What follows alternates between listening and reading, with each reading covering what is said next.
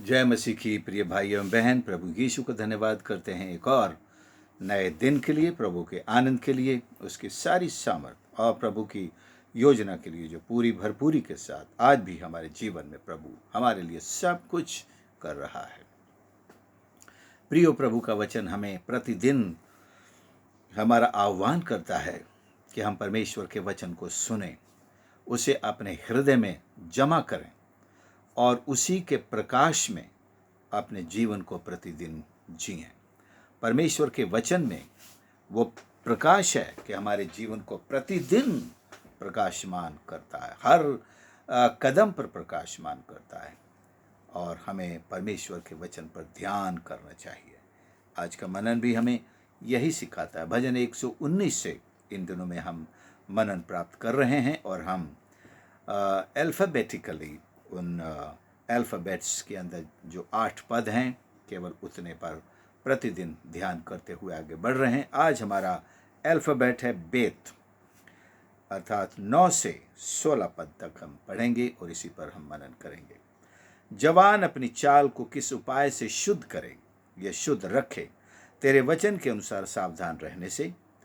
मैं पूरे मन से तेरी खोज में लगा हूँ, मुझे तेरी आज्ञाओं की बाट से भटकने ना दे। मैंने तेरे वचन को अपने हृदय में रख छोड़ा है कि तेरे विरुद्ध पाप न करूं। हे यहोवा, तू धन्य है, मुझे अपनी विधियां सिखा। तेरे सब कहे हुए नियमों का वर्णन मैंने अपने मुंह से किया है। मैं तेरी चितौनियों के मार्ग से मानो सब प्रकार के धन से हर्षित हुआ हूँ। मैं तेरे उपदेशों पर ध्यान करूँगा और तेरे मार्गों की ओर दृष्टि रखूँगा। मैं तेरी विधियों से सुख पाऊँगा, तेरे वचन को न भूलूँगा। परमेश्वर का धन्यवाद करूँ। परमेश्वर के वचन को, उसकी शिक्षाओं को, उसकी विधियों को, उसके प्रॉमिसेस को, उसके नियमों को, उसकी चितौनियों को जितना महत्व और जितनी शिक्षा इस भजन में दी गई है वो शायद ही हम और कहीं देखने को पाएं। और ये बात हमारे व्यावहारिक मसीही जीवन के लिए बहुत ज़रूरी है। ये भजन यदि आपने अच्छी रीति से समझ लिया, आपने और मैंने भी, हमारा मसीही जीवन बहुत प्रभावशाली बन सकता है। प्रियो, पद 9, जवान अपनी चाल को किस उपाय से शुद्ध करें। सभी नौजवानों की समस्या रहती है कि अपने चाल चलन को, अपने जीवन को किस प्रकार से हम परमेश्वर के सम्मुख पवित्र बनाए रखें, परमेश्वर को भावता हुआ बनाए रखें, कि परमेश्वर हर समय ये कहे, आ जाओ, तुम मेरे पास आ सकते हो। ऐसा कैसे हो सकता है? क्योंकि जवान लोग ही सबसे ज़्यादा परीक्षाओं में पड़ते हैं और अपनी अभिलाषाओं का शिकार होकर पाप कर बैठते हैं, अपने हृदय को अशुद्ध कर देते हैं। उनके मन से निकलने वाले अशुद्ध विचार उन्हें अशुद्ध कर देते हैं। तो ये समस्या राजा सुलेमान के ज़माने में भी थी, उससे पहले भी थी और आज भी है। तो राजा सुलेमान अपने नीति वचनों में भी जवानों के लिए ही लिखता है और यहाँ इस भजन में भी हमको वही समस्या पढ़ने मिलती कि कोई जवान कैसे अपने जीवन को, व्यवहार को, अपने चाल को, जो इब्रानी में इस शब्द का आया है, जहाँ से गाड़ी का पहिया बार बार निकलता है और वो जो रास्ता बनाता है, तो लिखा उस रास्ते को जवान कैसे साफ रखे।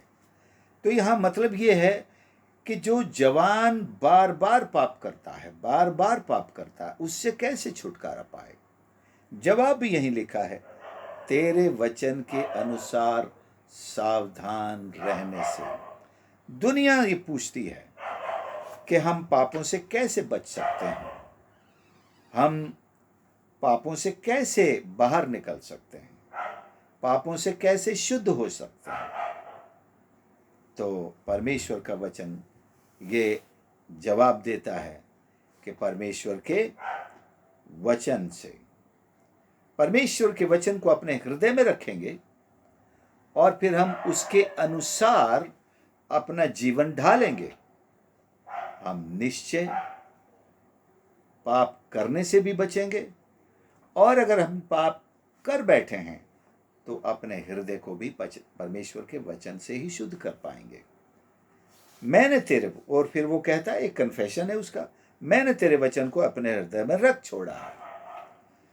पहले सवाल करता है सारे जवानों की तरफ से, मानो एक प्रतिनिधि होकर के, कि एक जवान कैसे पापों से बच सकता है, अपने हृदय को पवित्र कर सकता है, कैसे परमेश्वर के लिए ग्रहण योग्य बना रह सकता है। फिर खुद जवाब देता है परमेश्वर के आत्मा की अगुवाई से कि परमेश्वर के वचन से सावधान रहने से। परमेश्वर के वचन में हमें न सिर्फ सावधान करने की सामर्थ है, बल्कि जब हमारे हृदय में उसे हम धारण कर लेंगे तो हमें वो शक्ति भी देता है, वो सामर्थ भी देता है कि हम पाप से कह सकें, नहीं, मैं ये काम नहीं करूँगा, मैं यहाँ नहीं जाऊँगा, मैं ये बात नहीं करूँगा, मैं शैतान की उपासना नहीं करूँगा। तब हमारे अंदर ये नो कहने की ताकत आ जाती है। तो मैंने तेरे वचन को हृदय में रख छोड़ा। तो उसने जब सीख लिया तो वो उपाय उसने अपना भी लिया, देरी नहीं की, तुरंत परमेश्वर के वचन को अपने हृदय में जमा करने लगा। ये एक बहुत बड़ा खजाना है प्रियो। किसके दिल में परमेश्वर का कितना वचन जमा है, ये एक कहलाएगा कि आपके पास बहुत बड़ा खजाना है ईश्वर के वचन का। The treasury of word of God, how much treasure have you acquired, deposited in your heart. अपने दिल में आपने परमेश्वर के वचन रूपी खजाने को कितना जमा किया। परमेश्वर इस बात से भी प्रसन्न होता है, वो देखता है, तभी तो वो भौतिक आशीषें भी उस देता है। और परमेश्वर के वचन को जमा करने में आप धनी हो जाएं, सबसे बढ़ जाएं, आगे निकल जाएं। ऐसे कितने प्रभु के सेवकों को मैंने देखा है जो एक के बाद एक पदों को कोट करते चले जाते हैं। फला जगह इस प्रकार लिखा है, फला किताब के इतने अध्याय के इतने से इतने पदों तक इस प्रकार से लिखा है। मुझे बड़ी खुशी होती है कि उनको बाइबल कितना रटा हुआ है, रटा नहीं बल्कि यूं कहें उन्होंने अपने हृदय में परमेश्वर के वचन को कितना सारा रख छोड़ा है। और ये समय समय पर उनकी अगुवाई करता है, उन्हें सामर्थ्य देता है और उनकी प्रार्थनाओं को प्रभावशाली बनाता है। फिर हमारा पूरा मसीही जीवन ही प्रभावशाली हो जाता है। तो आज से हम ये शुरुआत करें कि मैं परमेश्वर के वचन को अपने हृदय में जमा करूंगा, रख छोड़ूंगा, और इतना ही नहीं, उसे याद करूंगा, समय समय पर उसे अपनी प्रार्थनाओं में इस्तेमाल करूंगा और परमेश्वर से कहूंगा, आपने अपने वचन में मुझसे ऐसे कहा है। तो परमेश्वर का वचन आज से अधिक हम अपने हृदय में जमा करना शुरू कर दें। मैंने तेरे वचन को अपने हृदय में रख छोड़ा है। इसका फायदा यहां बता रहा है कि तेरे विरुद्ध पाप ना करूं, परमेश्वर के विरुद्ध पाप नहीं करना है। और उससे बचे रहने के लिए परमेश्वर का वचन हमारे दिल में, क्योंकि अगर हम परमेश्वर के विरुद्ध पाप करेंगे तो यही वचन हमारी अगुवाई करेगा, हमें बताएगा ये ठीक नहीं है, ऐसा मत करो। और हम फिर पवित्र आत्मा की अगुवाई से वो काम नहीं करने की ताकत भी पा लेते हैं। हे यहोवा तू धन्य है, मुझे अपनी विधियां सिखा। सीखना क्या है हमको अपने जीवन में? परमेश्वर की शिक्षा, उसके डॉक्ट्रिन्स, उसकी विधियां। इंग्लिश में आता है स्टैच्यूट्स, दैट टीच मी योर स्टैच्यूट्स। तेरी जो शिक्षाएं हैं, तेरी जो विधियां हैं, वो मुझे सिखा परमेश्वर। प्रभु की शिक्षा हम सीखें। कोई ऐसी प्रार्थना करता है आज? सब कहते हैं मुझे कुछ काम करना सिखाओ, मुझे ये सिखाओ। और ईश्वर से दूर रहने वाले लोग बुराइयां सीखना चाहते हैं। कोई इस संसार में टेक्नोलॉजी सीखना चाहता है, मोबाइल चलाना सीखना चाहता है, कंप्यूटर चलाना सीखना चाहता है। कौन परमेश्वर की विधियां सीखना चाहता है? Who wants to learn the word of God? भजन 119 पूरा परमेश्वर के वचन को महत्व देता है। और जिस इंसान की जिंदगी में परमेश्वर के वचन को महत्व नहीं है, परमेश्वर की नज़र में भी उसको महत्व नहीं है। वो केवल दाल रोटी मांगने के लिए जीता है। उसका रिश्ता परमेश्वर से केवल स्वार्थ पर आधारित है, कुछ पाने के लिए। आज मुझे ये दे दे, अब मुझे ये दे दे, शाम को ये दे दे, सुबह ये दे दे, मेरे परिवार को ये दे दे, बच्चों को ये दे दे। परमेश्वर के साथ एक खरा रिश्ता, उसके वचन को अपने दिल में जमा करना, उसकी विधियों को सीखना, उसकी शिक्षाओं को। तब तेरे सब कहे हुए नियमों का वर्णन मैंने मुंह से किया है। परमेश्वर की जो शिक्षाएं हैं, उसके नियम हैं, स्टैट्यूट्स हैं, उनका वर्णन हमारे मुंह से होना चाहिए। परमेश्वर की आज्ञाओं का वर्णन होना चाहिए। तो परमेश्वर एक ही है। परमेश्वर की मूर्ति नहीं बनाना है, अपने माता पिता का सम्मान करना है, परमेश्वर के नाम को व्यर्थ नहीं लेना है, व्यभिचार नहीं करना है, चोरी नहीं करना है, हत्या नहीं करना है, झूठी साक्षी नहीं देना है। ये सब परमेश्वर की शिक्षाएं हैं जो वचन सीखने से हमको सिखाती हैं, हमको हिम्मत देती हैं, अगुवाई करते हैं। ये शिक्षाएं वचन के रूप में कि हम ऐसा न करें, और हमको ऐसा न करने की ताकत भी देती हैं। मानो सब प्रकार के धन से हर्षित हुआ हूँ। सो परमेश्वर की शिक्षा पाकर हम आनंदित होते हैं, जैसे मानो को हमको सब प्रकार का धन मिल गया, ईश्वर का वचन आपको मिल गया। आप ऐसे खुश हो जाएं जैसे आपको दुनिया का सारा धन मिल गया है, क्योंकि बाकी सारा धन तो छीन लिया जाएगा, बच्चे बांट लेंगे। आपका जो कमाया हुआ धन है बच्चे बांट लेंगे। हमारे पिताजी का धन हमने बांट लिया और हम फिर छोड़ के दूसरों को चले जाएंगे। लेकिन एक धन ऐसा है जो आप भी कमाएंगे, आपके साथ भी जाएगा, वो आपके बच्चों के साथ भी रहेगा, बच्चों के बच्चों के साथ भी रहेगा। ऐसा धन हो, न केवल वो आपके साथ जाए, आपकी पीढ़ियों के पास भी रह जाए, ऐसा धन चाहिए। तो वो है, मानो सब प्रकार के धन से हर्षित हुआ हूं। मैंने तेरी चितौनियां, तेरे उपदेशों पर ध्यान करूंगा, तेरे मार्गों की ओर दृष्टि रखूंगा, तेरी विधियों से सुख पाऊंगा, तेरे वचन को न भूलूंगा। ये है परमेश्वर का धन, परमेश्वर का वचन, उसकी आज्ञाएं, उसकी विधियां, उसके नियम, उसकी चितौनियां। ये है परमेश्वर का धन जो परमेश्वर के इस पवित्र वचन में है।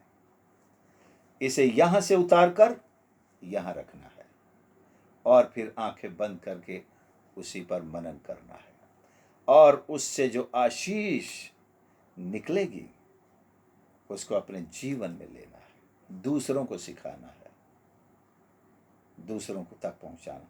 ये धन है, और हमारी जिंदगी का सबसे बड़ा धन यही है, और यही होना चाहिए।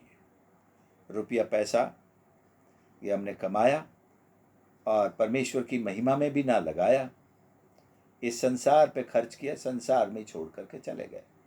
लेकिन ये धन जो ईश्वर के वचन का धन है, ये हमको इस संसार में भी धनी बना देता है। भौतिक रूप से शायद किसी को ना बनाया हो। मैं सोचता हूं लाजर एक बहुत बड़ा धनी इंसान था ईश्वर की बातों में, वचन में, तभी तो हम उसे स्वर्ग में देखते हैं। और जो इस दुनिया के धन में धनी था, असल में जब हम उसको देखेंगे तो बहुत दुनिया का सबसे निर्धन है, जिसको एक पानी की बूंद भीख में मांगनी पड़ रही है, और वो भी कोई नहीं देता है। स्वर्ग में कोई किसी को भीख नहीं देता है, क्योंकि जो स्वर्ग में है उनको तो चाहिए नहीं, वो तो आनंद से, खुशी से। लेकिन जो नरक में है वो भीख तो मांग सकता है, लेकिन उसे मिलेगा कुछ नहीं। सो प्रियो, मैं तो इस बात को आज से और ज्यादा और मजीद ध्यान रखता हूं कि मैं परमेश्वर के वचन को अपने हृदय में और ज्यादा से ज्यादा ग्रहण करूंगा, फिर उसके प्रकाश में चलूंगा, सोचूंगा, मनन करूंगा। इसी वचन के प्रकाश में अपने जीवन के सारे व्यवहार तय करूंगा। ईश्वर की सेवकाई में, मेरे प्रार्थना के जीवन में, मेरे प्रचार के जीवन में सारा सरल हो जाएगा मेरे लिए। जब वचन अधिक से अधिक मेरे अंदर होगा। और वचन चूंकि जीवन है, मुझे और अधिक जीवन, इसका मतलब मैं और अधिक जीवन जमा कर रहा हूँ, मैं और अधिक प्रकाश जमा कर रहा हूँ, मैं और अधिक परमेश्वर का प्रेम जमा कर रहा हूँ, या कहें मैं और अधिक परमेश्वर को अपने अंदर ले रहा हूँ। I am drinking God himself, not just the word of God, but I am drinking God himself into myself or inside of myself, and I'm making myself stronger day by day in God, in His person, क्योंकि उसका व्यक्तित्व भी मुझे अपने उसी के स्वरूप में और अधिक बढ़ा रहा है। So I begin to look like more like Jesus, Yeshu के जैसे और अधिक मैं दिखने लगूंगा, और मैं परमेश्वर के वचन को ज़्यादा से ज़्यादा अपने जीवन में महत्व दूँ। मैं सोचता हूँ हम में से हर एक को ये अत्यंत आवश्यक है कि हम परमेश्वर के वचन को ज़्यादा से ज़्यादा आत्मसात करें, पढ़ें, उसे स्मरण रखें और उस पर प्रतिदिन मनन करें और उसी के प्रकाश में अपना जीवन चलाएं। परमेश्वर भी प्रसन्न होगा और वो स्वयं कहेगा, मैं तुझसे प्रसन्न हूँ। आइए हम प्रार्थना करें। प्यारे प्रभु मेरे परमेश्वर, मैं धन्यवाद करता हूँ आपके इस पवित्र वचन के लिए, जिसने आज हमें ये इस रोशनी तक पहुँचाया परमेश्वर, कि आपका वचन हमारा एक सबसे बड़ा खजाना है, जो हमारे जीवन को इस संसार में बना सकता है, जो इस संसार में रोशन रखता है, जो आपकी संगति में बढ़ाता है, जो आपकी सेवा में सामर्थ्य के साथ बढ़ाता है। और इतना ही नहीं, ये खजाना हम अपने साथ स्वर्ग में भी लेकर जाते हैं, और ये खजाना हम अपने परिवार में, बच्चों में भी खुदावंद छोड़ करके जाते हैं, कि वो भी इस नक्शे कदम और इस गवाही को अपनाते हुए और अधिक आपकी आशीषें प्राप्त करें। हर एक सुनने वाले के लिए प्रार्थना करता हूँ, उनके परिवारजनों के लिए प्रार्थना करता हूँ। सबको परमेश्वर आपके वचन के प्रेम में और गहरा डुबा दीजिए प्रभु जी। Let them all immerse so deep in your word that everyone will enjoy your presence, your word, और आपकी सेवा को भी आनंद से करते रहें। आशीष दे प्रभु। उद्धारकर्ता प्रभु यीशु के नाम से प्रार्थना मांगते हैं, आमीन। प्रभु आप सबको आशीष दें। प्रत्येक रोज की तरह मैं फिर से निवेदन करूंगा कि इस संदेश को आपने सुना, अवश्य आपने आशीष पाई है, आपने प्रभु के वचन से कुछ प्रेरणा पाई है, कुछ नई चीज़ भी पाई होगी। आप ज़रूर शेयर कर सकते हैं और दूसरों के साथ ये संदेश ज़रूर शेयर करें। और यदि आपने अभी तक सब्सक्राइब नहीं किया है तो प्लीज़ सब्सक्राइब करें। बेल आइकन बटन एक दिखता है, उसे ज़रूर दबाएं और दूसरों से भी कहें कि वो ईश्वर की सेवा को इस तरह से अपनाएं और आशीष पाएं, और हम सब के लिए भी प्रार्थना करते रहें। God bless you.